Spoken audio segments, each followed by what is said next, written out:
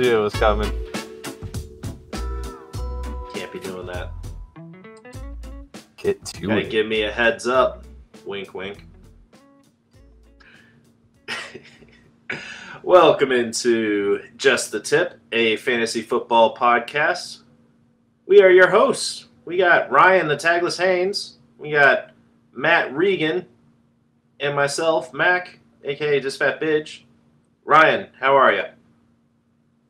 I'm doing well, man. I'm doing well. Hey, I checked out that show you told me to watch. What was the name of it again? You should leave. Oh, okay. Yeah. Oh, I left, man. I left You about left? 4.5 minutes into the first episode. What is that? The baby one? Oh my! I don't even know. I The just put on an oral. episode. He shouldn't have done the oral. That was up there for with Bruno as the worst things I've ever No, watched in my you entire gotta life. give it another chance. You gotta give it another chance. I'll send you a sketch that will drag you right Riggs. back in. Hard pass, dude. I didn't plan on it. Yourself. I didn't plan on it. I thought you knew with it when you said you forgot the name. Yeah, I was gonna say pretty forgettable if you didn't remember the title. Regan, you gotta give it a chance, but I'll send you guys a sketch. But Regan, how was your weekend? Actually, my weekend was pretty good. Had a great wedding on Friday. Another wedding? Jeez. Oh yeah. 3 down. I don't think I have any more, but one will pop up. People are just getting elope these days. Austin's wedding, right? Yeah. Shout Congrats, out to Austin. Yeah, congrats, guys. The Nernies. Good for and other them. than that, I don't remember what I did Saturday. Oh, it was my little sister's birthday party. Went to an arcade place. Amazing. Thanks and for then the invite. She actually told me not to invite you. Of course. And then Sunday was my only day to do nothing in 2 weeks, and my wife made me clean the house. So that's how it went. And our producer came over. That was cool. He came over, and I was like, I'm not going to have any beers. And then I had several. He's very convincing. He'll get you to do things like kill birds or something. Yeah, just don't let him talk to you about birds. It's a 45-minute conversation once you bring it up. That's why we're so late in recording this. But hey, we do it for the people. And you people out there, our audience, we would just want to say thank you for subscribing, liking, following, rating us on Apple Podcasts, or you can follow us on Spotify. Download our episodes on all those platforms, Google, Amazon. You can find us on YouTube as well. You can watch us, see Ryan's fancy jersey in the background, Regan's terrible Patriot display behind them, and my Peloton behind me that I use as a coat rack. But anyway, enough about me. Back to you guys. Just keep liking, sharing, following us. We really appreciate you guys out there. We've had a lot of involvement lately, and it's helping our channel grow. And we're having fun doing this, and we just appreciate you guys supporting us. So thanks for hanging in there with us. Can you guys believe that we're almost 4 months in this? Really? Probably even more than that now. I think this would be our 4th. I'm sure we got a lot of feedback from our last podcast, too, especially with our producer on there. People not wanting him to see his face again, but it's cool. Yeah. We got a few unsubscribed after that. Yeah, so. I believe so. I think it was his own dad, actually. Too much Raiders talk.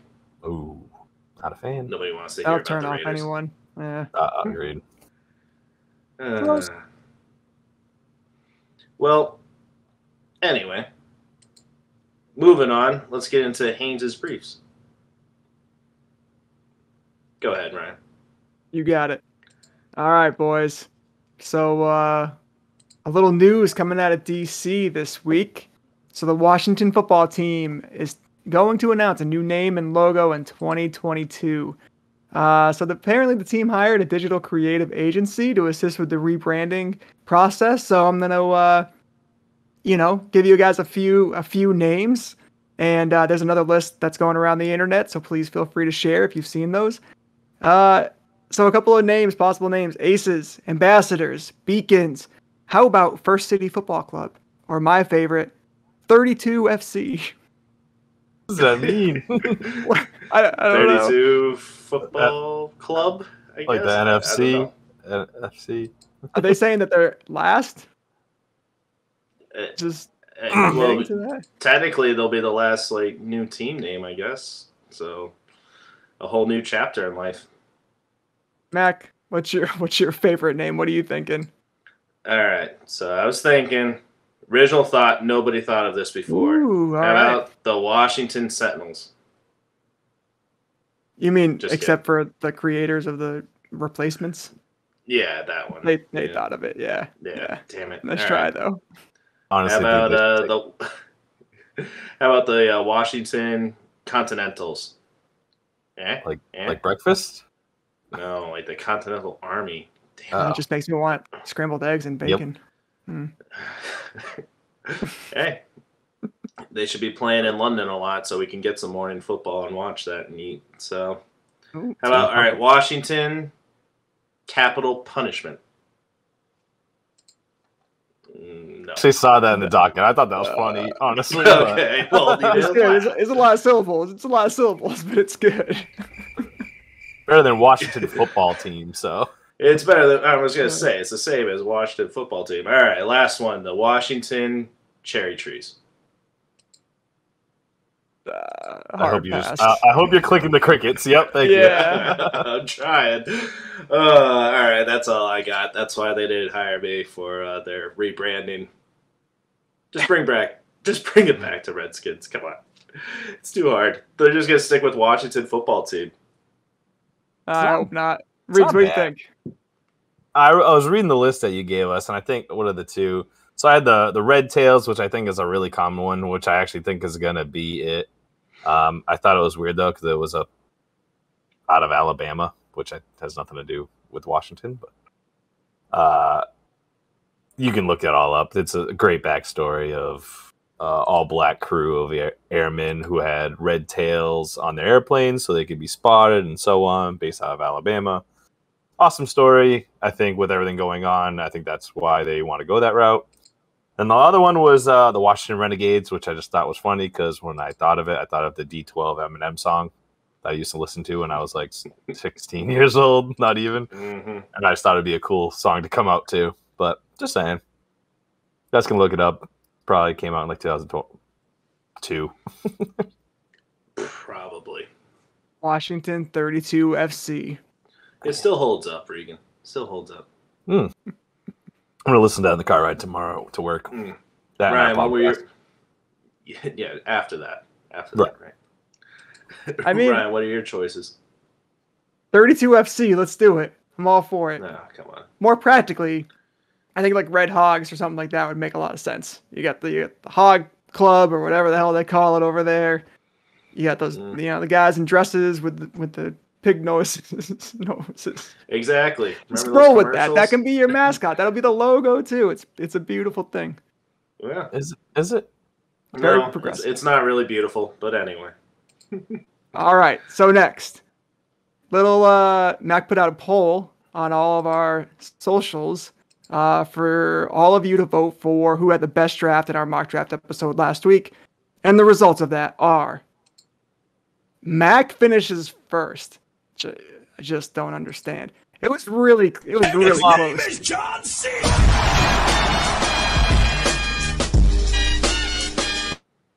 That's been queued up for like an hour and a half. I know. I've been waiting. We're targeting the wrong audience. I got to tell you, like if that's the outcome, there's something wrong. I don't know, man. He does I have may like or may not have voted for myself. I did too, and he didn't put my vote. Oh, okay. All right. Good. I didn't vote for myself.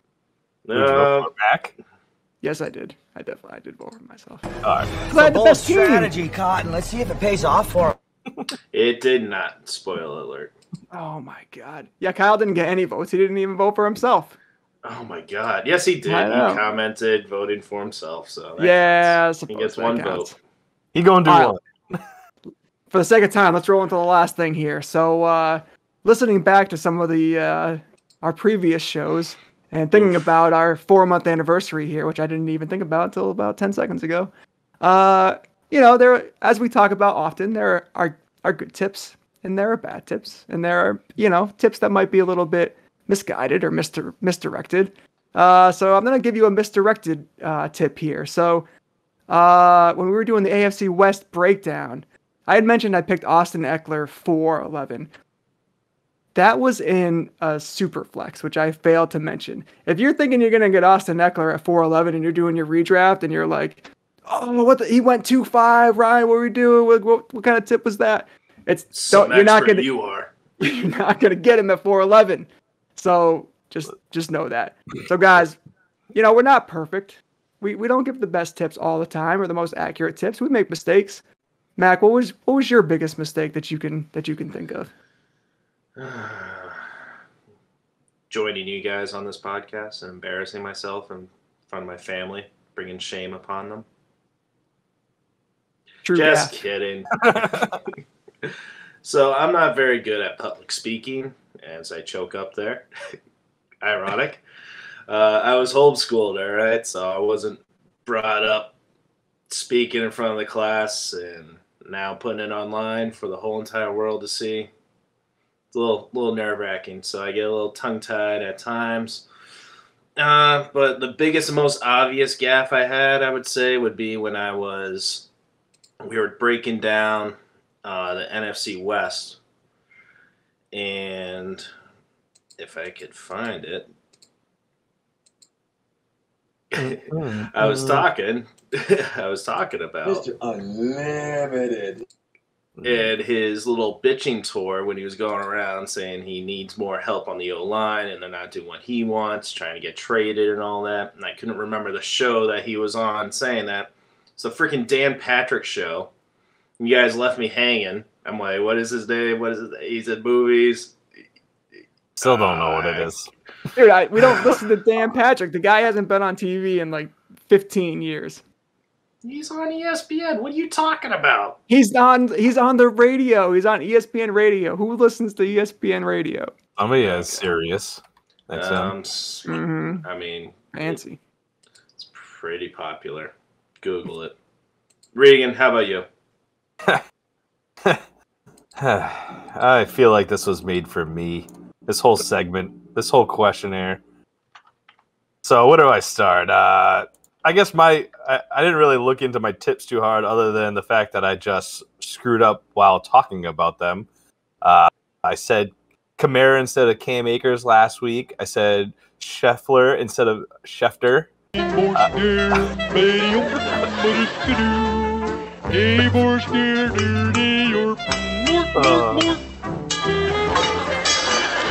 Way too long.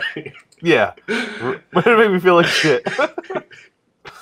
Let me finish. I was really interrupted.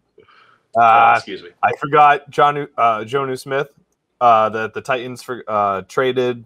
When I was talking about his receptions, and my home team picked him up. And how do you not remember that name? Forgot Kyle Pitts' name in the second podcast.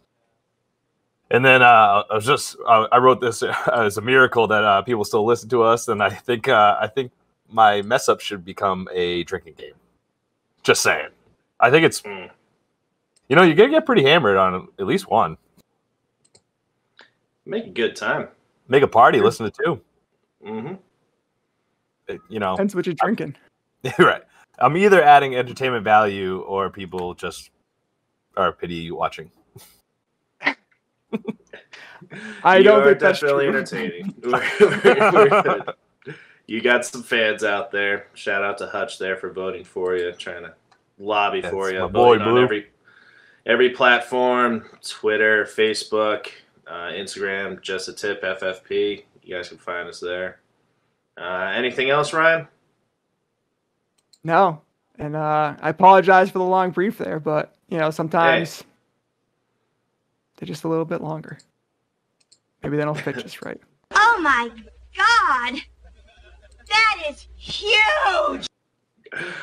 Well, that was a big package to unwrap there, Ryan, but we appreciate it. So let's get into what the topic of the day is here, is the NFC North So let's break Here it down. on ESPN 8, The Ocho, bringing you the finest in seldom seen sports from around the globe since 1999. If it's almost a sport, we've got it here. I need to find a better drop for the breakdown for these, but hey. Yeah, anything with like the word breakdown in it or something like that, or like maybe a car like puttering, breaking down. You know, we can think about these things. Well, now you tell me when we're on the air, but anyway. Yeah, like 4 episodes in, 5 episodes, you know. Well, so, yeah. Anyway, let's move on. NFC North. We're going to start with the Bears. And real quick before you start, Regan, just a shout out to Jesse Westcoat there. Baldy Kong on Twitch. If you guys like retro gaming, check him out there. He gave us a shout out on his Twitch channel the other day and shared the link and stuff. So just much appreciated, man. It's a pretty fun time if you like some retro gaming, the music, the old games there to bring it back. So it's always a good time. But anyway, we will get into, if I can find it. Bears. You can't find anything today. I know. And I'm the guy forgetting. Anyways, Bears beats Battlestar Galactica. I didn't make the Bears one. I should have. But anyway. I did it myself. Go ahead. All right. Well, we started off a little lengthy, so let's cruise to this stuff. Chicago Bears finished 8-10 last year, second division. Obviously, we know. See? Drunk already. Drunk already. Gone. Anyways, they grabbed Andy Dalton last year, and the coaches dumbly offered him the full-time position, and then traded up and grabbed Justin Fields in the draft. Two other notables, a couple of them actually. Dave Montgomery, Tariq Cohen, Allen Robinson, Darrell Mooney. The key additions obviously are the quarterbacks. So Justin Fields, Andy Dalton. So the big preview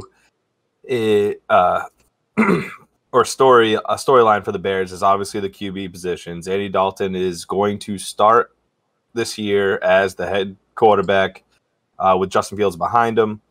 Andy Dalton's familiar. That's so true. I would love to see Justin Fields start, but I'd rather him be in the back for a little bit. So Andy Dalton is familiar with the offensive coordinator, Bill Lazar, after 3 seasons together in the Bengals, which is great for Andy Dalton. This will give Fields some time to get ready for NFL form, which is huge in just production later on down the line. The main reason why he needs to be sat in the back is his on-field progressions needs to be speeded up a little bit. He's not reading the defenses as fast as he should be. This is what's coming out of training camp. And Matt Nagy, was actually the Chiefs. Was part of the Chiefs. Sorry, when they did this with Alex Smith and Patrick Mahomes, which we bring up all the time. So it worked then. Maybe this is his whole concept. Keep Andy Dalton in the whole season. Justin Fields grows. I don't see that happening, but nice to think. The good news is for the Bears is Matt Nagy is now taking over the offensive play calls again after letting Bill Lazar, the offensive coordinator, do it last year. Finished 8-8, wasn't too productive. So he's taking that back over, which I think is great for the offense. Let's jump right into passing. Mainly, there's 2 guys. Allen Robinson, who's 27, did not get a new contract. So I believe he will be franchise tagged. For the past 2 seasons with crappy quarterbacks, he's finished 3rd in total receptions with 200, 3rd in receiving yards with over 2,300, 2nd in first downs created with 131 first downs created, which is a great stat. Next gen stats determined he has the most catches with less than 1 yard of separation since 2018, which makes sense because he's had such crappy QBs and he still is producing, which is just amazing. And I don't think this has anything to do with him not having the quick step off the line or something like that. I think it's just literally the quarterbacks he's been dealing with. No, they've been very inaccurate. So they're not leading him. He has to come back to catch the ball and overextend to get it, and he makes some ridiculous catches, man. So no, it's a good stat there. All I have to say is I hope Mitch Trubisky isn't listening to our podcast. Mr. Second String Buffalo. Mr. Limited. Do they have internet up there? Ouch. They probably still have snow. Oh, man. All right. The next or last wide receiver would be Darnell Mooney, who entered the 2021 season as he's going to enter as the wide receiver 2, I believe, on this team. After racking up 4 touchdowns, 61 receptions, 631 receiving yards last year, his future is looking quite bright. Especially, if they have Allen Robinson this year, he did not sign an extension. They get rid of him. He could be the number 1 following next year. So just keep an eye on maybe, I don't know, if dynasty or non-redraft leagues. This might be a good guy to grab before the season starts. As for tight ends, they have 2. I don't really want to talk about them. Cole Kmet and Jimmy Graham. I know Jimmy Graham had 8 touchdowns, 50 receptions last year, and he did so well, he thought about retiring. So he talked to the coaches. He's decided he's going to come back. Good for him. I just don't see a lot of fantasy value in these 2.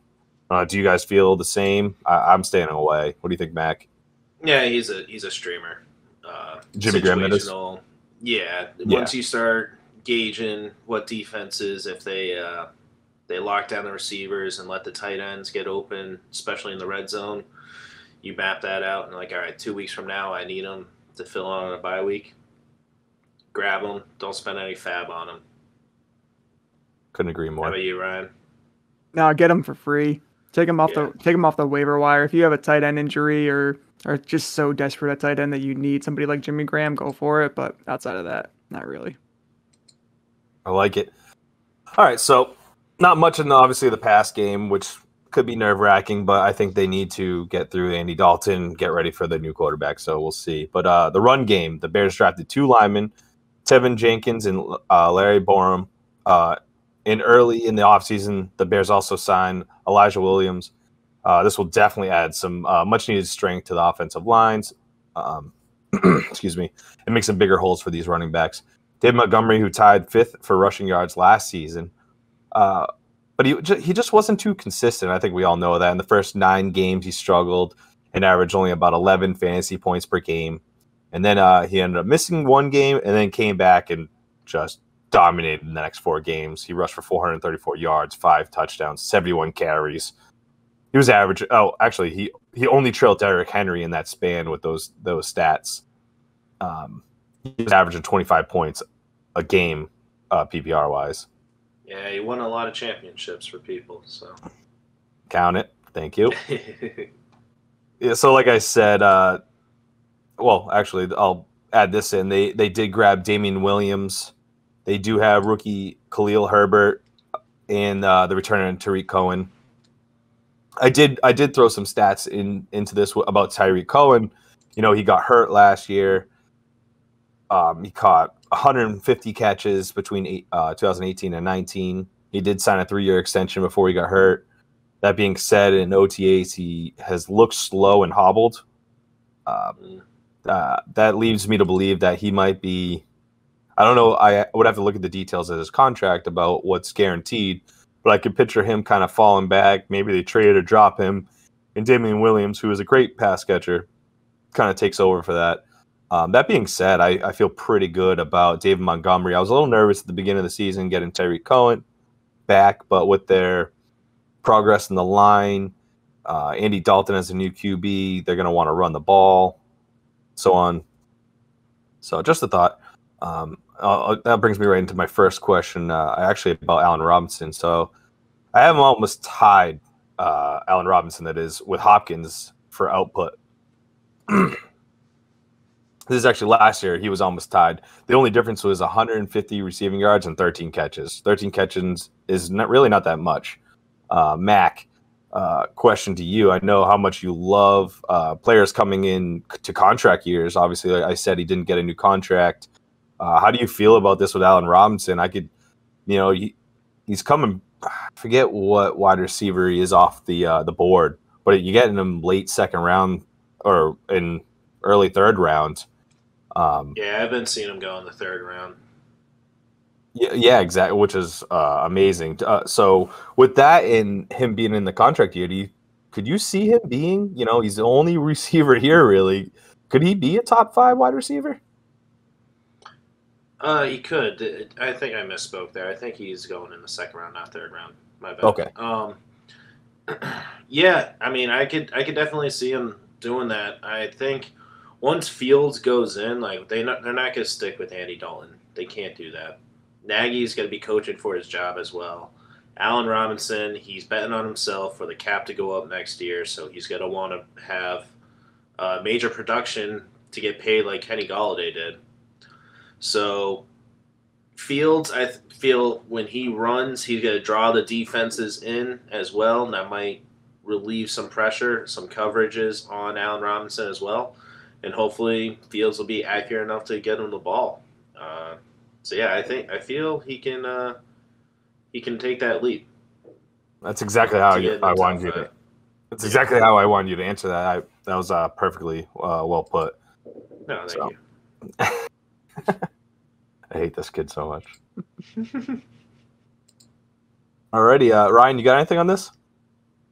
Yeah, I'm a big Allen Robinson guy. I desperately tried to trade for him in my dynasty league, and the guy just wasn't biting. But yeah, I mean, I'm not really buying the fact that Andy Dalton's going to be the starter the whole year. And I hear your point, Reeks. I know that, historically, like Matt Nagy had been a part of that Chiefs coaching staff with Alex Smith and Pat Mahomes. But here's the difference is that Matt Nagy, his job is on the line. That guy's on the hot seat. And not only is he on the hot seat, the GM, Ryan Pace, is on the hot seat. So if that's the case and Andy Dalton comes out and he really tanks in the first week or two, I don't see him starting after that. Like you have a very athletic, explosive young quarterback. We've seen young quarterbacks jump right into offenses and succeed first year. And there's part of that is the novelty of the quarterback. You don't really know what to expect, but it also these guys know how to make plays and they're generally pro ready. So I think with Justin Fields as your quarterback, they're also probably going to be running a lot of no huddle. They're going to want to keep up the momentum. They're going to want to work fast. So I love Allen Robinson this year for sure. Yeah, just want to clarify. He's the 31st overall in PPR right now. So yeah, third round. Yeah, top of the third round he's going. So I think that could be a steal. I mean, we've seen a few mocks, just even ours alone, but I've seen other ones that I've done where he's 3.7, 3.8, 3.9. Mm-hmm. That's a fantastic value. Absolutely. I like it. All right, that clears me up with the Bears, guys. If you guys are good to go into the next. Was there anything else there, Ryan? You good? Yeah, I'll just make a quick note. I'm not too worried about David Montgomery's volume this year. I had written this note before this came out, and I hate when this happens, but Matt Nagy came out and said that he'd like to get him 20 attempts per game. So they really want to run with him. And I wouldn't be surprised if one of these running backs gets cut, and I wouldn't be surprised if it's Tariq Cohen. Just seems to be trending in the wrong direction. He's getting older. I know in the past he's been a great PPR option, but it seems like they have found his replacement with youth and with somebody else who's performed, in the passing game. Yeah, when you hear bad news come out before a training camp, you got to take note of that. All the good news, there'll be fluff pieces and stuff of how this rookie's doing great or this veteran's coming back and looking better than ever. When they're honest and it's bad news, yeah, be wary. It could be good news for some and bad news for others. So, yeah, good point there. All right. Let's move on to freaking no good mother. Jeez. The Packers. Love it. Cheeseheads. Oh, so this is what Green Bay is doing right now when they hear Aaron Rodgers saying, "Oh, I'll let you know in a couple weeks. Discount double check. Where's Jake from State Farm?" I want to be on Jeopardy. So, what do you say, yesterday? So, today is July 13th. Just to let you know, but I believe yesterday he was asked, are you, or over the golfing tournament over the weekend, he was just like, I'll let you guys know in a couple weeks if I'm going to camp. It's like, well, that is in a couple weeks, idiot. Like, yes, we'll know. You're either there or you're not, but okay. Anyway, Ryan, you have the floor. I think he said something like, in a couple of weeks, I'm going to start working out or something like that. This guy's, he really... Piece of work. It's frustrating. And the closer we get to the season, the more frustrating it is for fantasy players because you just don't know what to do with Davante Adams, your wide receiver 1 from last year. So I'll get into that a little bit. But last year, 13-3 record, finished first in the division. This year, bye week 13. But this is a team that's coming off of an NFC Championship appearance. That was really maybe a 4th down conversion away from the Super Bowl. So, they didn't do a lot this offseason. It was more about retaining the players that they had for obvious reasons. So they retain Aaron Jones. They give him a pretty hefty contract. Robert Tonyan's coming back this year. Alan Lazard. So a few very important offensive pieces and guys who are going to have varying fantasy value across different formats. Some big departures, though, to consider. So they lose Pro Bowl center Corey Linsley. He goes to the Los Angeles Chargers. They lose a reliable offensive line depth piece in guard Lane Taylor. So their additions in the draft really focused on the secondary, which was a weakness last year, and the O-line. And I'm not saying that the O-line is going to be bad. We don't really know. This isn't like a Pittsburgh Steelers situation where you didn't add any real significant pieces. And you're sticking with the same guys that you had in a bad O-line. Like, we don't know what this O-line is going to be. Still think they're going to probably be pretty solid. David Bacchiardi is still going to be your left tackle. So just something to be aware of as you go into your drafts. They did pick up wide receiver Amari Rodgers out of Clemson. He's really going to be, I think, the first reliable slot option that the Packers have had since Randall Cobb left in 2018. If you watched any film on Amari Rodgers, he is very quick, creates separation very quickly. He can catch in traffic. He's small, but he's still very reliable. And his biggest knock is that he doesn't always have the best hands. He can be inconsistent, but certainly something that he can work on over time.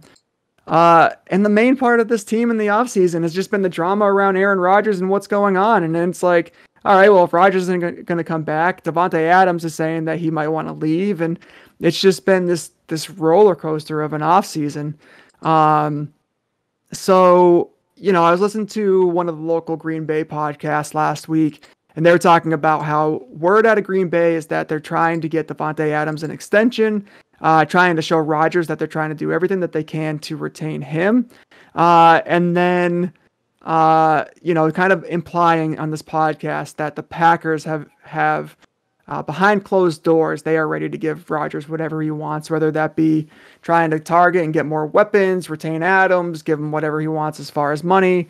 So we'll kind of see how this whole thing plays out. But as you said, Mac, Rodgers did imply that he kind of implied that he'll be coming back in a couple of weeks. So at least it's somewhat reassuring. He's just being very vague. He's all about himself. And it really, I know, you're trying to negotiate. Like, I get that. But he's also talked like, I've only got one MVP. This is before last year. And it's like, okay, how many championships do you have, too? Well, you only have one. Back in 2009 or whatever, 2010. 2009 was the Saints, right? And it's just, it's so frustrating. I get really annoyed with him. But, yeah, the team needs him because Jordan Love is not ready. But are you going to give him more money? Or are you going to give him more years as well? And he's 37? 38. 38. How many more years are you going to give him? I don't know. I probably wouldn't. Yeah. I would play chicken with him. Not that type of chicken producer. Jeez. Get your mind out of the gutter. Anyway, I would not give him a contract. I would play hardball with him. Like, screw it. they have the upper hand, the Packers. You're right. Like, what are you going to do? Sit out a season, your season where you're 38 years old and come back when you're 39? Like, come on, man. You're going to be the host of Jeopardy? That's what you'd rather do? You're one win away from making it to the Super Bowl and having like a legitimate shot at getting your second Super Bowl, and you're going to go host Jeopardy? Okay, whatever, dude. They're not going to beat Tom Brady in the Bucs anyway, so go ahead, burn this year. That's right. All right, let me. I'll roll through a couple more points, then I'll get to the questions here. Looking at the receivers on this team, I mean, obviously Devontae Adams, and you know what?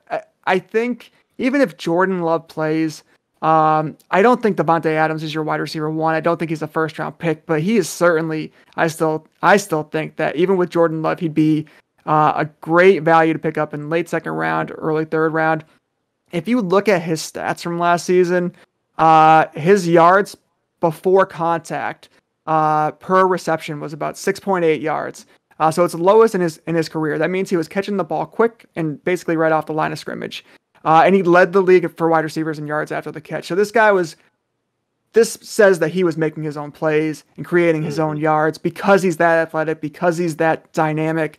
So I wouldn't stress if it is Jordan Love. I wouldn't pick him in the first round, certainly. But if you get him late in the second round, he certainly still has a lot of value. Other receivers here, Marquez Valdez-Scantling, obviously a big play option. He has been consistently for a couple of years. 33 catches and 63 targets. That kind of says it all. Not really a redraft option, maybe a deep dynasty plug, I guess, but this guy's he'd be better utilized in DFS. He'd be better utilized in best ball for sure if you really have like a deep best ball roster. And then Alan Lazard, really underwhelming season last year, viewed as a sleeper option by many for the 2020 season.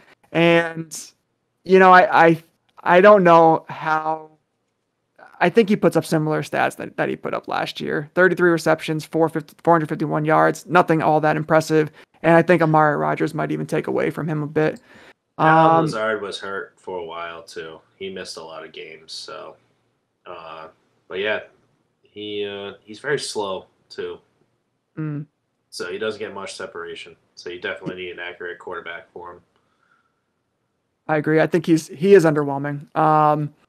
So I think DFS maybe is a good spot for him every now and then. He does have some really big games. So we'll see. And then Robert Tonyan, very touchdown dependent. So be aware of that. He's a good tight end to have on your bench. He's a good tight end to maybe have in your starting lineup and rotate with another tight end.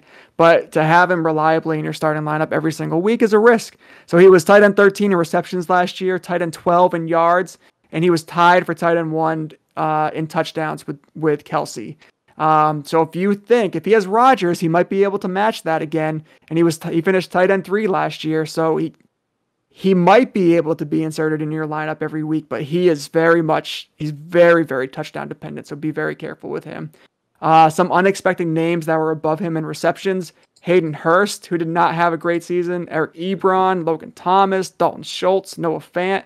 So all of these guys you can target either around him or far after him. So just something to keep in mind as we get closer to some of these drafts here. All right, so that leads me to my first question. So Tonyan finished tight end 3 overall in points last year. So Regan, do you think with Rodgers that the tight ends remain consistent and he has another top 5 finish?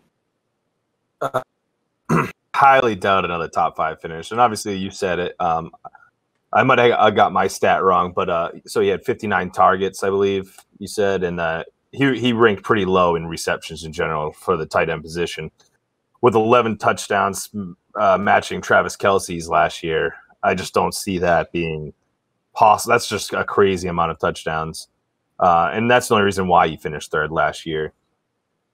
So for fantasy wise, tight end 8 through 16 had less than 9 fantasy points in PPR separating them. So Gronk had 149. Jonnu Smith had 140. Tonyan had 176. And he got 66 points from touchdowns. So, that's really going to drop. So I could easily see him getting lost in that tight end 7 through 16 ranking. I don't see a top 10 most likely. Oh, top 10 maybe, but it'd be the back end.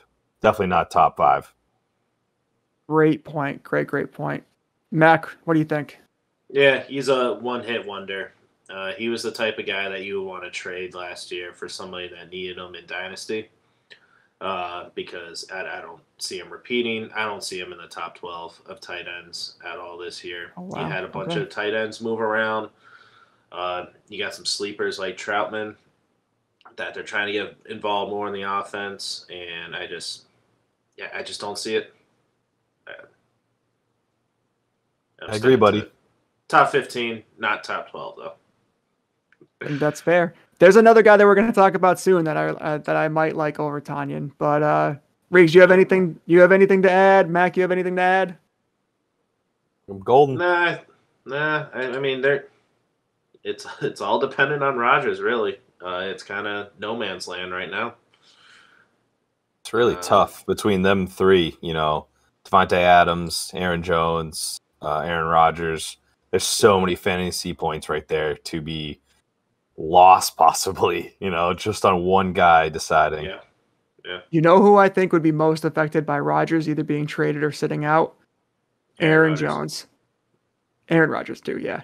I think Aaron Jones more so than Devontae Adams because we talked about losing some weapons losing some pieces on your O-line, right? And now what's stopping teams from putting 7, 8, or 8 in the box? Mm-hmm. Yeah. Devontae Adams, that's about it. And he's also got A.J. Dillon behind him too, so he's going to be getting plugged away, getting dinged up with 10 in the box, 8 in the box, or whatever. You know, A.J. Dillon's a lot bigger dude. And in the box would be fantastic. I'd love to see that. I know it's a little aggressive. One-on-one Devontae Adams. That's it. Rush everybody else. Hey, on the goal line. It's all right. Yeah, this is all a blitz from like Blitz 2000 or I love that game. Blitz. I love it. NFL, so my favorite game in the world. Clotheslines, PSP. kicks, drop kicks. Yeah. So good. Be so entertaining. Alrighty. So let's move on to the next one on the list here.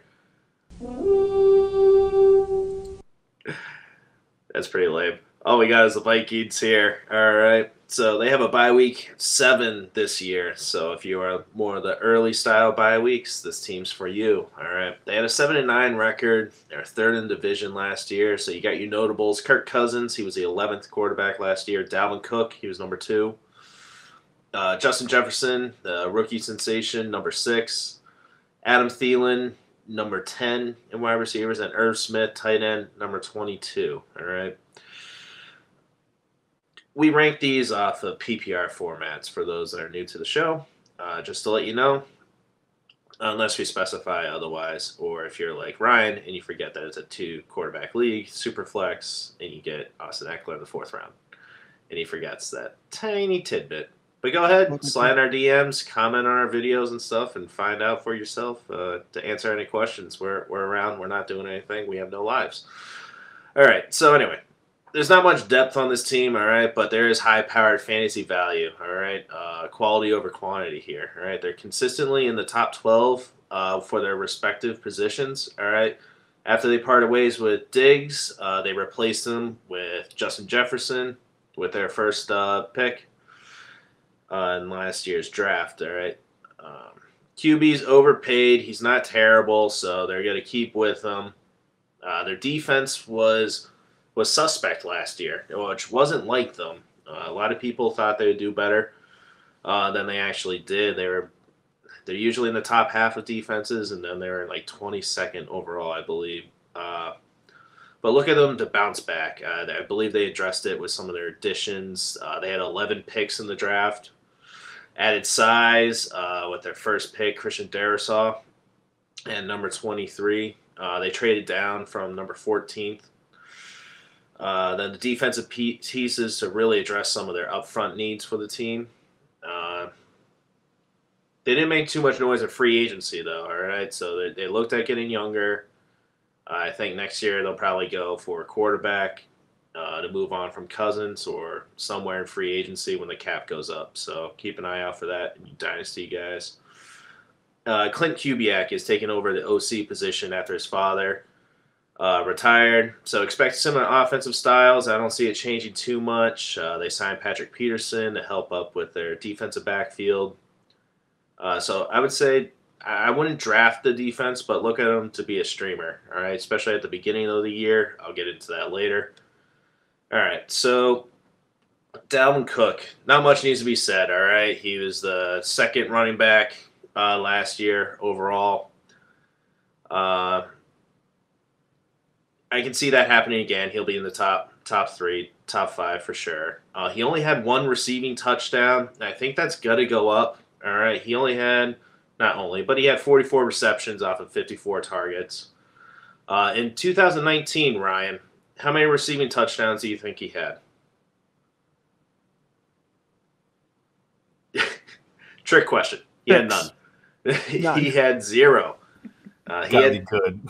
The most receiving touchdowns he ever had was 2. That was the year before. So, who are we talking about? I was looking up who the Vikings head coach was because Dalvin Cook and oh my gosh, not Mark. That 6 is definitely a terrible answer. I gotta say that was a terrible answer. Who is their head coach? Zimmer. Blank on that. It is Zimmer. Wasn't it? When was Childress the head coach last? Oh God, that was long time ago, right? Yeah, that was back in the aughts, man. That was. Jeez, man, he was a terrible coach. That's going by too fast. That's what I was thinking. Like the team started passing more last year, so I was like, I think they replaced Childress last year. Like, Jesus, no. Mike Zimmer's been the coach since 2014. Holy yeah, I was gonna say Mike Zimmer's been there a bit. I don't think he's on the hot seat, but he definitely needs to do better than he did last year, especially if Rodgers is out. All right, they definitely got to take advantage this year. So anyway, yeah, Cook's in his prime, man. He doesn't have much competition with Madison and Abdullah behind him. All right, they aren't third down dominant backs, so hopefully Mr. Clint will get him the ball more, especially through the air, so you can get some of those receiving touchdowns. He's in his prime. I have him on my dynasty. I don't want to trade him, but if I'm out of it, I'm probably going to have to part ways with him. He's 26 years old, or 25. I think he will be 26 during the season. All right, so he had 16 rushing touchdowns, and he missed 2 games and left early and won. Regan, in your rankings, is he second overall, or who do you like better? Christian McCaffrey, obviously. Yeah, it's really I've been really trying to push Derrick Henry in front of him just with reliability, but with the add of Julio, I just don't know if they're going to try to take one of the 378 carries they gave him last year. So I'll definitely keep Dalvin Cook at 2, but it's close. I just get worried about those, those missed games. And obviously, yeah, you got injury concerns with him? I do. Not that early. Are you saying in comparison? Zeke, number 2, baby. Continue on. Johnny stuck on dumb. I don't have the right drop queued up. Anyway, so yeah, you have injury concerns. I do have some slight ones there. Okay. Now I forget where I'm at. Anyway, moving on. All right, number 2 ranking overall. I'm sticking with that. I hope his receiving touchdowns go up though, and he's been training hard, man. He looks like a beast. So then their passing attack with Justin Jefferson and Adam Thielen. So I think Cook's receiving touchdowns would go up because Adam Thielen had 14 touchdowns. More than half of them were in the red zone last year. I don't see him repeating that. He's a 30-year-old receiver, especially with the young stud Justin Jefferson, who also is on my dynasty team, if you haven't heard. Every time. I know. Hey, who's your quarterback? Jalen Hurts. No. Oh, my starter, Tom Brady.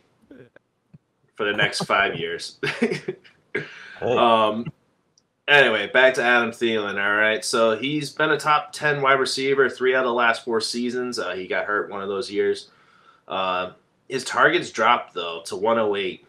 All right, so in 2017, 2018, he had 142 and 153 targets, respectively, with 91 receptions, 113 receptions, almost 1,300 yards that 2017 year, and almost 1,400 yards the 2018 season. All right.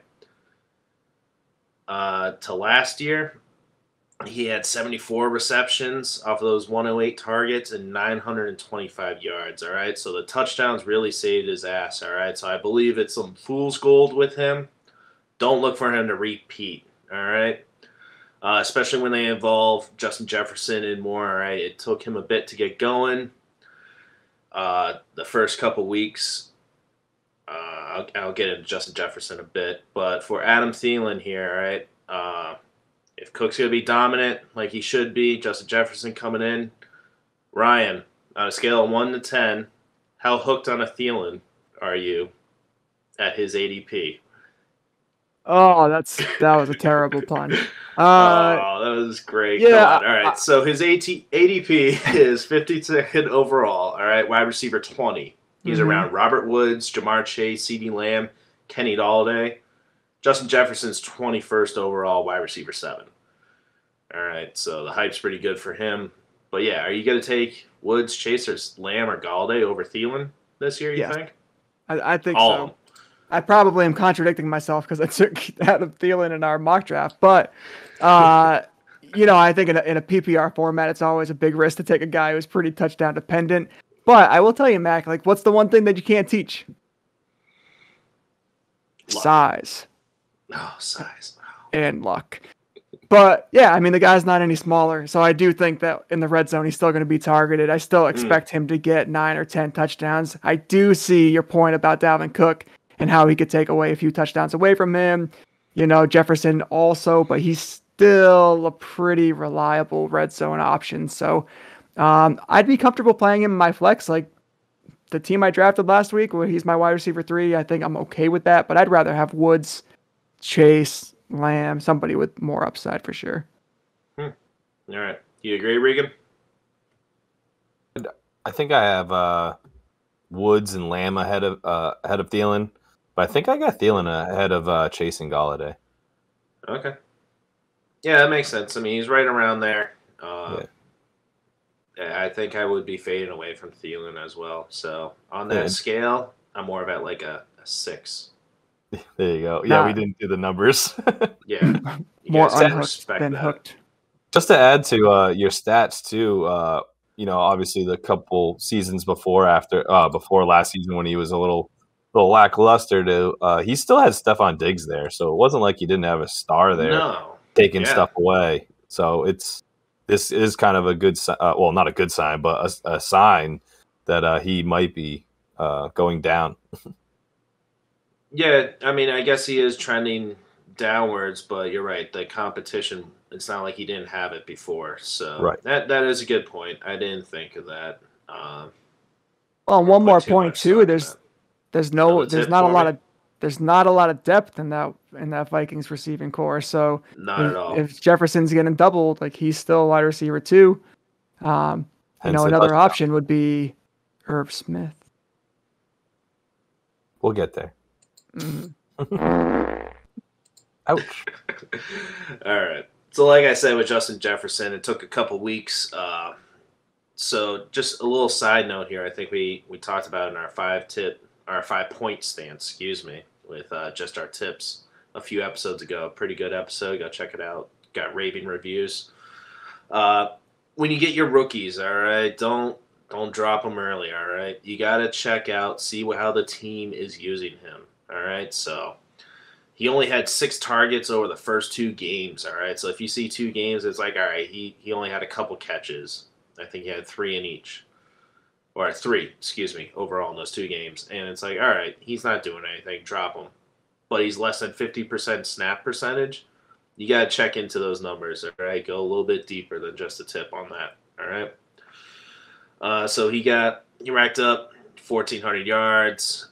He was getting into double-digit targets consistently, 88 receptions, 125 targets with 7 touchdowns, all right? So I'm guessing the targets are going to go up if you take those first 2 games and get him back to his average targets, which was around 12.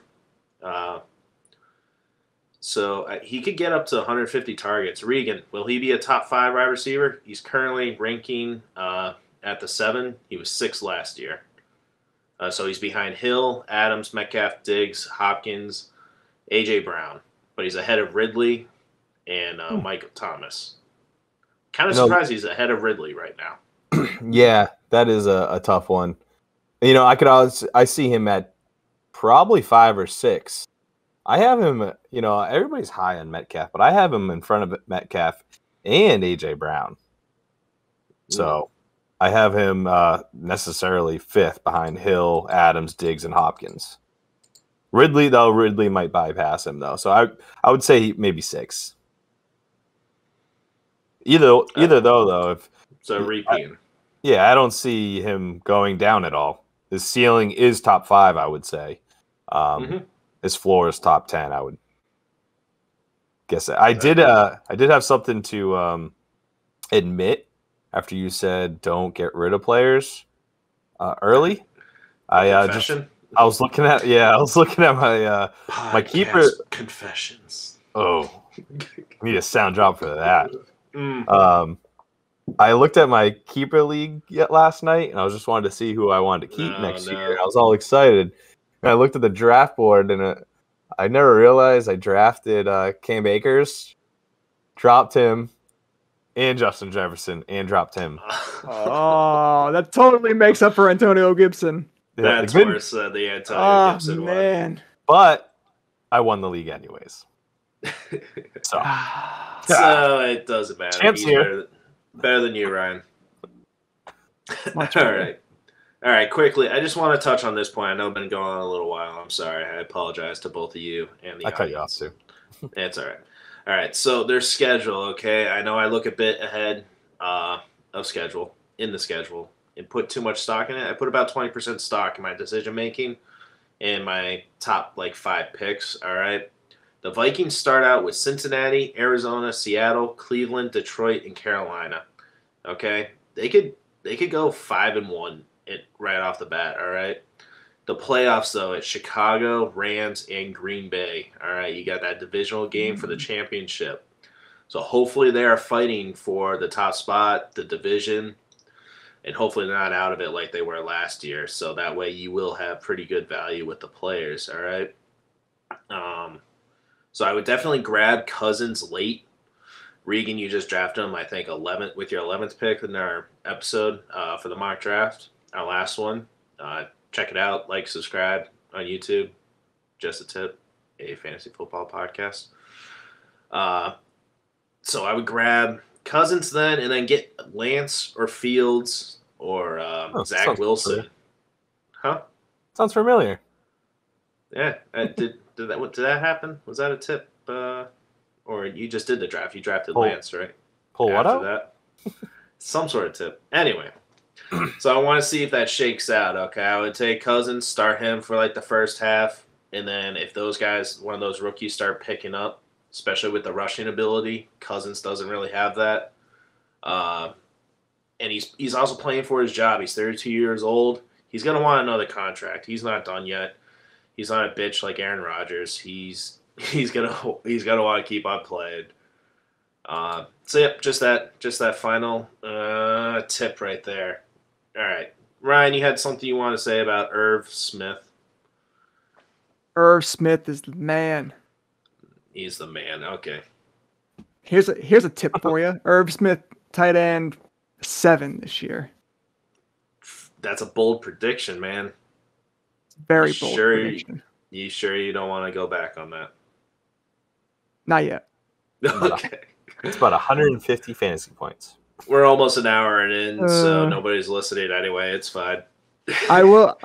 One more thing to add. Kyle Rudolph's no longer there. Targets have to go somewhere. Irv Smith, we all know that tight ends take a few years to really get, to really develop. And he had some huge games at the end of last season. So keep him on your radar at his ADP. He is a steal.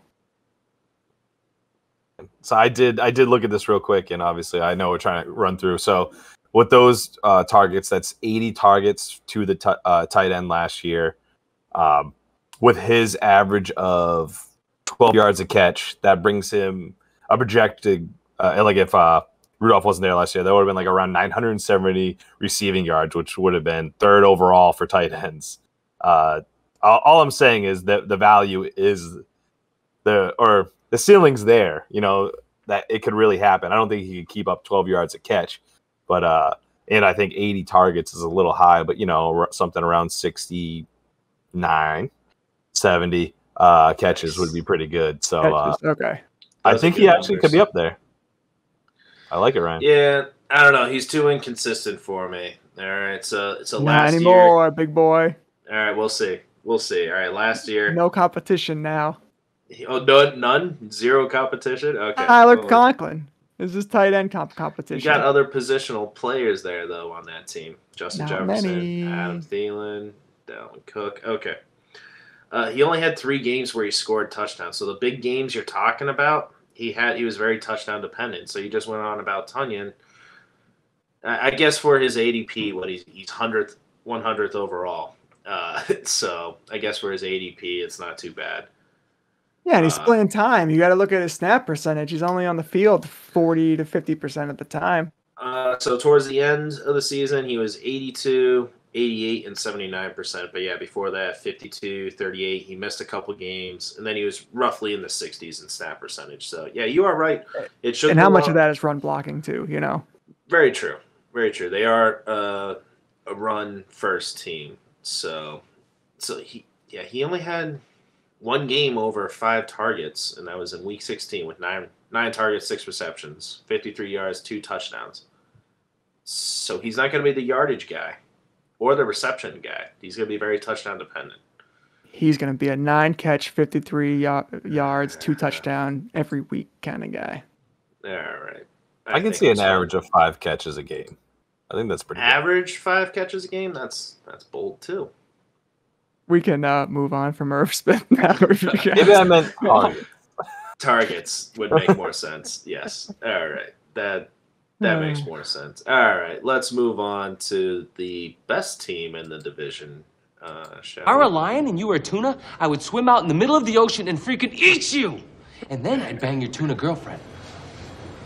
Okay.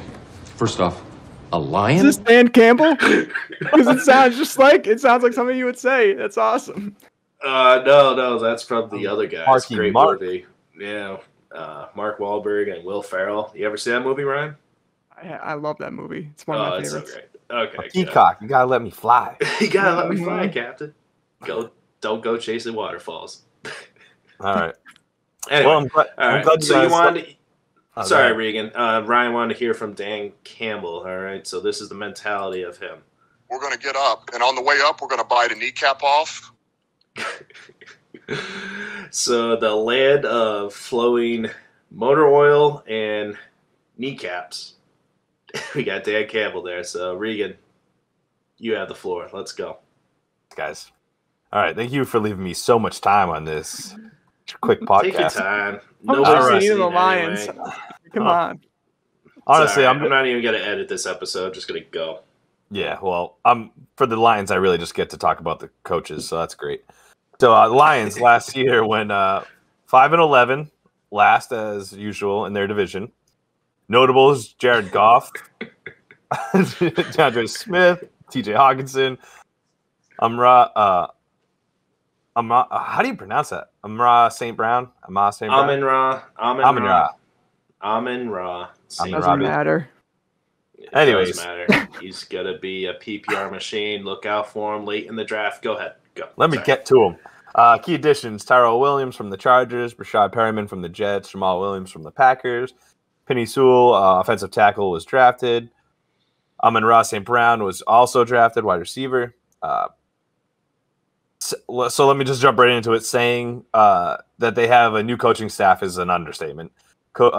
Head coach Dan Campbell, new head coach Dan Campbell, new offensive coordinator Anthony Lynn, defensive coordinator Aaron Glenn, new general manager Brad Holmes. They did a total head turn on this team and flipped it upside down.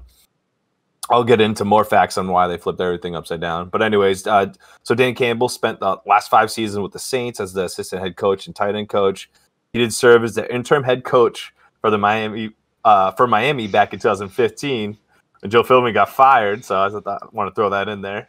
That was a great year. Yeah. his tight ends have ranked top 4 since he was the tight end coach. Top 4 in blocking in his 11 seasons on average. Fun fact, he was part of the 0-16 season of the Lions back in 2018, but he got hurt, so he didn't have to play. He didn't play much. Nice. They're so fierce. 0-16, baby. God. Alrighty. So Anthony Lynn, the former head coach of the Chargers, is going to come on board as an offensive coordinator. Lynn, as a former NFL rusher, likes to lean on the heavy on the run game, as any player used to something else, used to that position would do. So expect a heavy run game and take advantage of Jared Goff's strengths with the play actions and throwing on the run, which would be huge for him. But he does like to take advantage of those explosive plays down the field. So when coaching the Chargers, his teams have finished 1st, 10th, 6th, and 6th in the past 4 years in passing yards. So just keep that in mind. He's not afraid to pass the ball. When I say he likes to lean heavy on the run, that being said, I don't know if this team can really pass the ball. Aaron Glenn. Spoiler alert. Seriously. This is a tough one. I'm able to just cruise this one. Sorry, folks, that I'm just reading this, but it's just comical at this point. Aaron Glenn spent the past 5 years with Campbell at the Saints staff. This would actually be his first coordinator job, just so you know. Lastly, Brad Holmes, the new GM, was actually part of the Rams front office with when Goff played there, so he knew exactly what he was getting when they made the trade for Goff. Even with all these coaching changes, like I was saying, the biggest change is still the change in QBs. Matthew Stafford no longer. Thank you, baby Jesus. And now they have Jared Goff. They traded Matthew Stafford for Jared Goff. They also got a 3rd-round pick in 2001 and 2 first-round picks in 2022 and 23. The problem was Goff was owed, or is still owed, $43 million in guaranteed money. Mac? Yeah. Nice. I knew it was coming. So he's guaranteed that money through 2022. This obviously played a big part with them trading him. And then last year, just a quick thing, Goff only threw 20 touchdowns and 13 interceptions last year. So not so good. Hence why they wanted to get rid of him. Go from a Super Bowl contender to sucking. At least him. So the passing game, so they got Tyrell Williams and Rashad Perriman in free agency.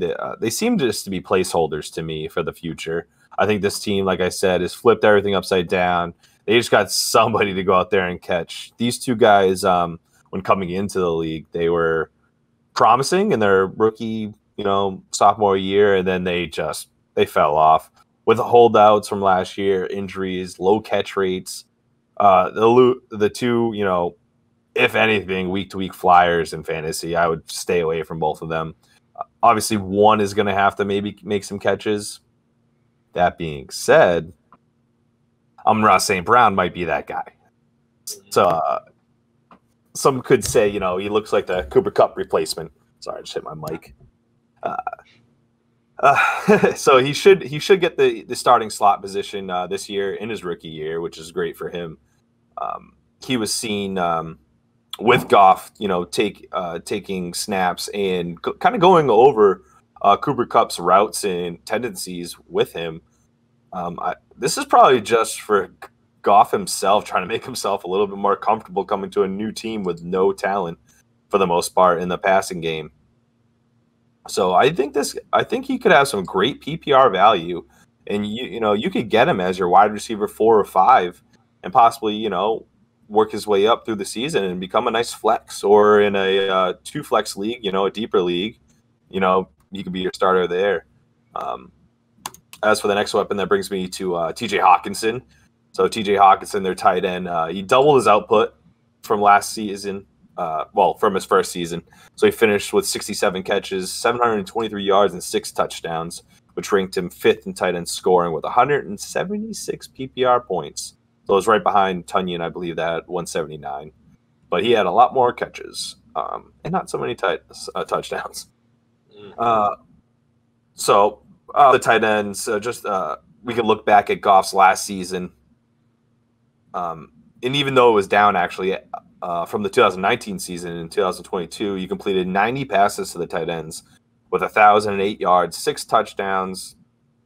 Not too shabby if, say that was one player. Obviously, I don't think one player is going to get 1,000 yards at the tight end position and 90 catches, but the consistency of the 6 touchdowns, the same that Hawkinson got last year, that's pretty nice. I see him, possibly being the number 1 pass catcher here for the Lions. There really is nobody stopping him. I'm not saying Brown. I know he's going to be good, but he's the slot. He's not the number 1. So just keep it. Hawkinson. He's being drafted fairly, I believe. I think he's the 5th off the board or something like that.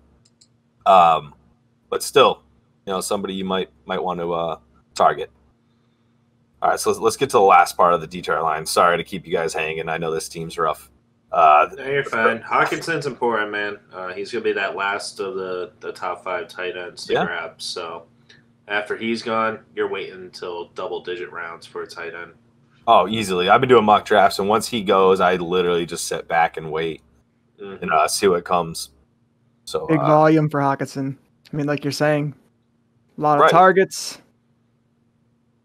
He's being drafted in the 5th or 6th round. Yeah, he's ranked 5th. Tight end PPR, 88th overall.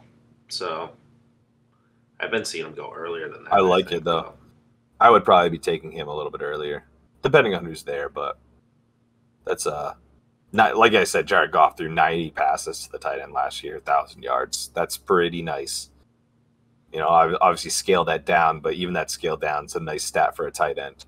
All right, let's stop wasting time. Let's get into the run game of the Detroit Lions. Woo! Finished 30th last year. I didn't even know I was queuing myself up for that. That sounds about right. So they finished 30th last year in rushing yards with 1,500 last year while averaging around 22 rushing attempts per game. I see this group, with the lackluster defense, they're crap on the defensive side. And wanting to keep their defense off the field, they're going to want to run, keep the ball out of, the other team's hands, waste the clock out, meaning that's why I think that, this run game could be something and really turn around this year. We should expect a good season on the offensive line with the pass protection and run blocking. They had 3 players, or they do now have 3 players ranked high at their position. Obviously, I said right tackle Penny Sewell, who they just drafted, should start and be a monster from day one. Their left tackle, he only allowed 2 sacks last year, Tyler Decker, and he's getting better every year since he's joined. And then their center, Frank Ragnow, I believe is how you pronounce it, has got himself to elite status, and also I don't have an exact number, but he barely let up sacks on his behalf last year as well, which is great. The other two positions aren't bad on the line, but once you got 3 focal points, that helps everyone with double teams and whatnot. So that's great. They did add Jamal Williams to this run game. Who's sure to take some catches away from Swift, who I'll get to. But I don't see him taking too much. He's going to get his catches. Just something to keep an eye on. I wouldn't be too worried about that, though. So this all brings me to, the one, shall we say, sure thing, we hope. And that's DeAndre Swift. Swift finished as a running back 18 last year with 191 fantasy points in PPR. He played 13 games and reached up to 160 touches, 878 yards, 10 touchdowns, and 46 catches. That is some good stats. I like that a lot. And I want to say I see that going up, maybe not the touchdowns with 10, but yardage, catches possibly. Like I said, Jamal Williams might get some as well, but I'm drawing a blank. Was it who they have last year that they got rid of? Adrian Peterson, Kerryon Johnson. Kerryon Johnson, who I'm thinking of. Is AP still there? I don't believe. I don't think so. I think he's a free No. agent. Yeah, I believe as well. Okay. Yeah, so he beat out him and obviously became the number 1 running back. So now he'll get all the touches, I hope. He did start off a little slow last year, so that just leads me to believe that they're going to be leaning on him. He only played 13 games, like I said. So that brings me into my first question about DeAndre Swift. He had 114 carries last season, ranked him 43rd in attempts out of the running back. With that being said, he ranked around running back 15 off the board of compare. Oh, okay. So this would rank him 15th last year. Cool. I forget what I was doing. Anyways, the attempts. You're talking about the attempts, yeah. So yeah, 43 on pace for that, right? If he correct, all yeah. The games? Yeah. So if he was on pace for the 100 whatever it is carries, he would have been compared to Alvin Kamara last season, who had 187 attempts. And I'm sorry that's confusing, but let's just say DeAndre Swift would get as many attempts if he had played the full season as Alvin Kamara, rushing wise. That's 73 more attempts than what he got. In one less game from the year that's coming up. I know that doesn't matter too much in fantasy, but it's just something to keep an eye on when you're looking at stats later on. And Swift was averaging 4.6 yards per carry. And just to note, when I say he was averaging 4.6 yards a carry, he only had 2 run plays that were past 20 yards. So it's not like he was making big plays and that tweaked his averages. So on the 4.6 carries with 43 more attempts, whatever, that would bring him to 860 rushing yards.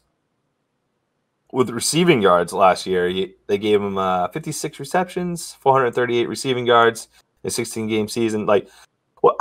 It's all getting confusing just because there's so many numbers. But what I'm trying to say is, in comparison, guys, DeAndre Smith, in comparison, Swift.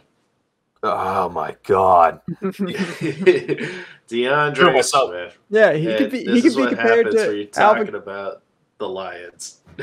Yeah. Now, Reese, you said that he had 800 and something yards. He had it last year. So what you're saying is that if he had more, like these 78 more attempts, it would push him over 1,000 yards, right?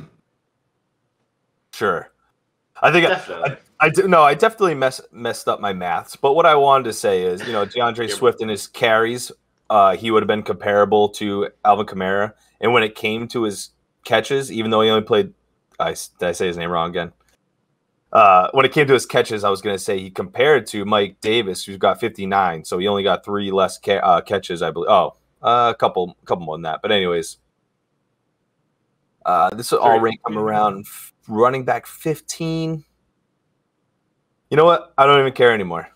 DeAndre Swift's good. He had 114 rushes last year for 521 yards and 8 touchdowns. So you're saying that the extra workload would have gotten him into the 800-yard mark, which is significant. It's almost it's up there. So I'm on the DeAndre Swift train. I traded. Here's a trade for you in Dynasty. I traded Todd Gurley week 4 last year for DeAndre Swift. In Dynasty. Woo! So I'm super, super excited about him. Reeks, what was that tight end stat? Dan Campbell as tight ends are they're ranked top 4 in pass blocking in his 11 years. Yeah. Okay, yeah, so not targets or anything. But this was obviously that kind of went with the DeAndre Swift, output. I'm so butthurt about me messing that up. I was writing that last night, guys, and I was like, "Oh, this is also some good math." And I was like, "I'm gonna get confused when I'm reading this," and then I'm like, "I don't even remember." Oh well. I will say that prior to that, your stats were spot on, man. You're killing it.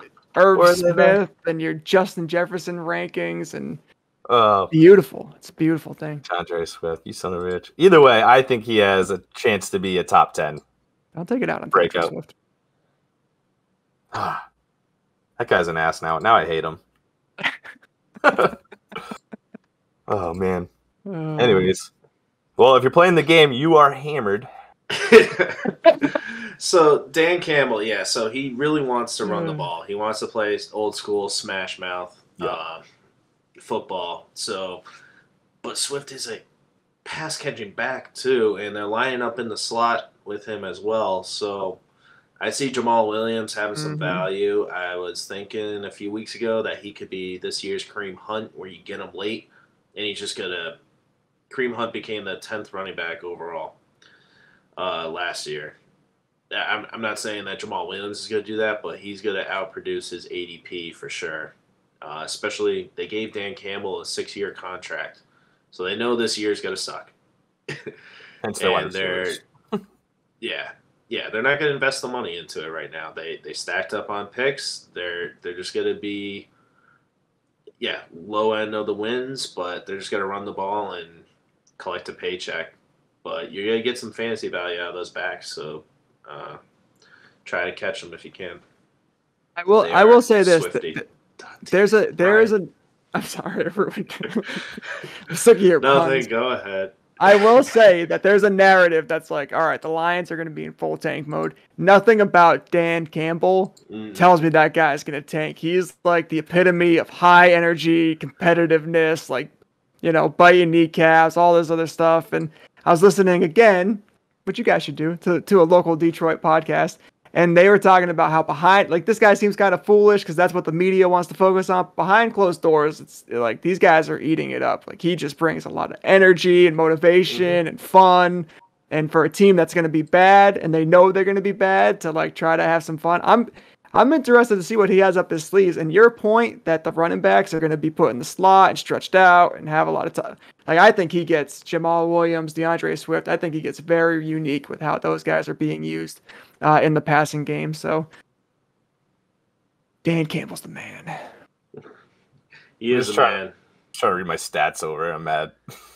I did figure it out. Nobody's listening now anyway. Yeah, you figured it out. Go ahead. Clear it up for us if you want. I did. So DeAndre Swift, I said he got 114 carries last year. That ranked him 43 in attempts. But if you average that out, he would have been... Oh, I'm sorry. He is at running back 15 this year. That was Alvin Kamara last year. Alvin Kamara had 73 more attempts. So what I was saying is if you took his 114 carries and added the 73... that's 187 attempts that he would have.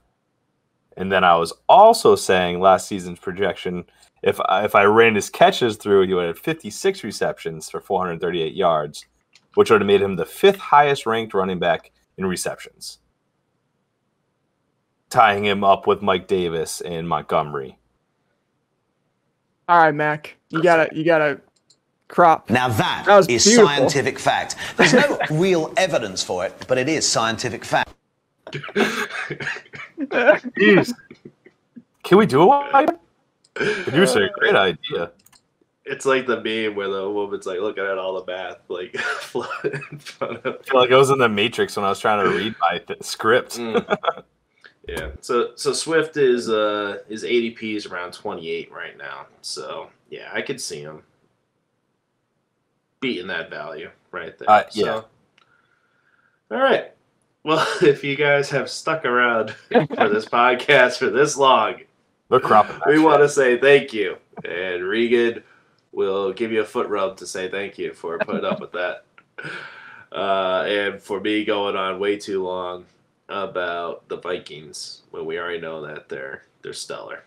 But we just want to say thank you for sticking around. Like, subscribe, follow, download, share our tips with your friends and family. We'd really appreciate it.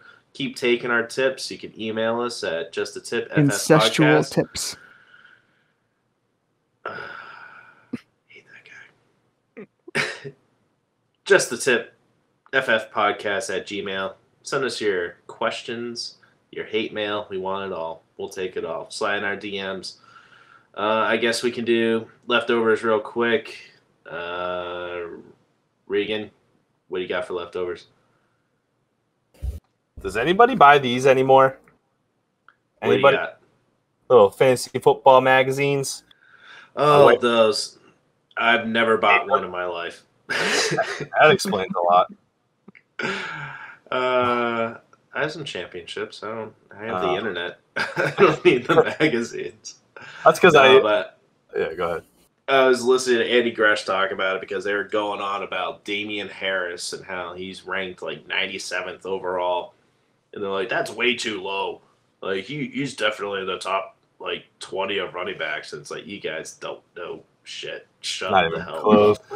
I tweeted at him, too, because they posted the question. So I laid out some facts, and they ignored me. So I'm like, all right, fine. You guys are professionals, though. That Twitter page is the worst, man. They put up like 45 tweets in like their show 10 minutes. Their show's terrible. WEI, I don't care. I will punch up and talk shit about them. They suck. Ever since they got rid of Jerry Callahan and Kirk Minahan, they suck. I do like Andy Gresh, though. I've met him a few times, so he's really cool. And so is Rich Keefe. I like Rich Keefe. Anyway. So you like Ryan? I like those two. I hate everybody else. Jermaine Wiggins, you suck. Jermaine Wiggins, I hate you. Kills me. Anyway, Ryan, you got anything for the leftovers? Yeah, I do. Your choice in sports shows really concerns me. Dude, Callahan and whatever his name is, they were the worst. They were the worst. What are you talking about? It's like you got sports like a percentage of the time, like 1% of the time.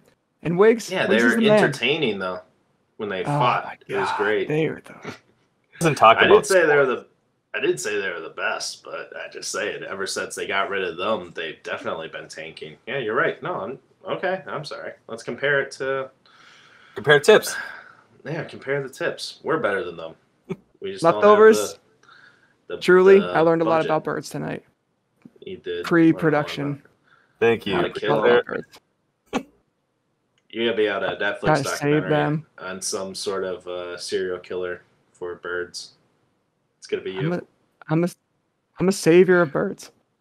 Yeah. And I'll invest money into doing so. A lot of money. One hole. That's what I learned tonight. One hole for all functions. Look it up.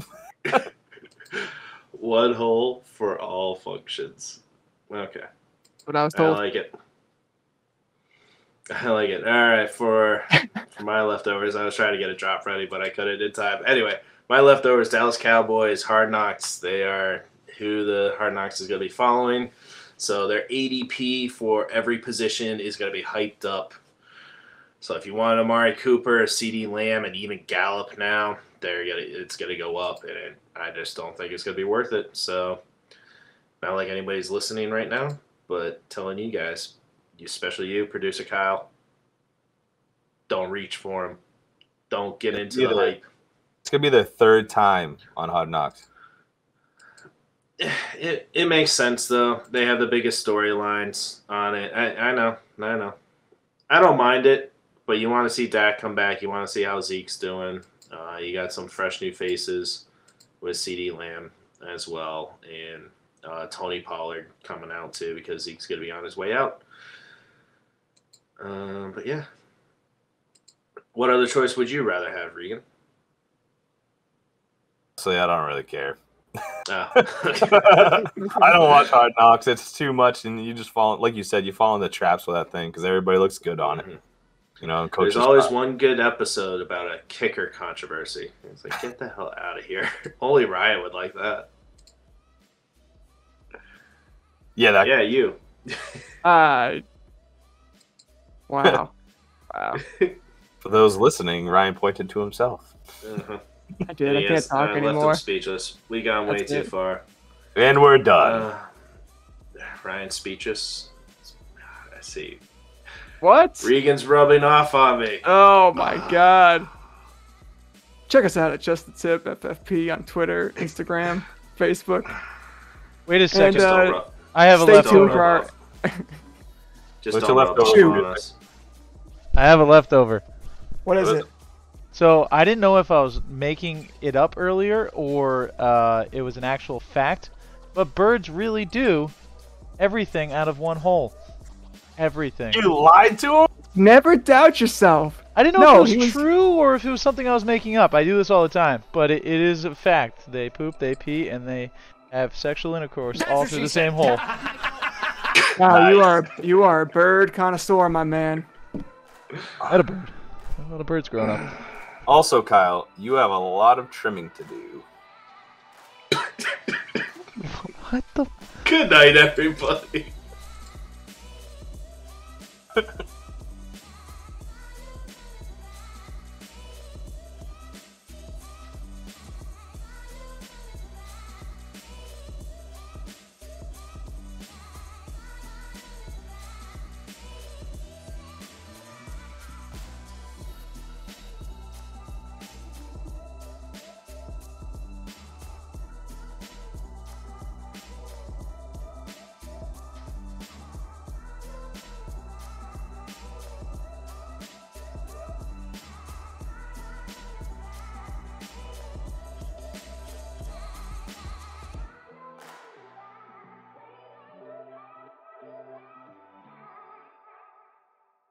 Well, Dak, here's the deal. I'm the best there is, plain and simple. I mean, I wake up in the morning, I piss excellence.